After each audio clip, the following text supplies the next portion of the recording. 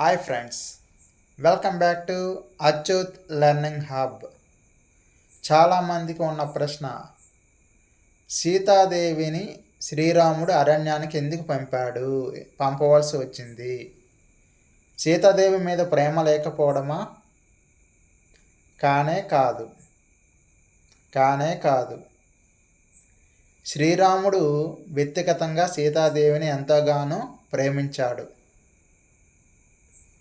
కానీ ఆయన రాజధర్మమును పాటించాడు. దానికంటే ముందు దేన్ని పాటించాడు? రాజధర్మాన్ని పాటించాడు. ప్రజల్లో సీతాదేవి మీద అనుమానాలు వచ్చేటప్పుడు ప్రజల విశ్వాసం కాపాడటం కోసం అదే తన కర్తవ్యం అని భావించాడు. వ్యక్తిగత జీవితం కంటే రాజధర్మం ముఖ్యమని ఆయన భావించాడు. ఇదే శ్రీరాముడి మహత్యం.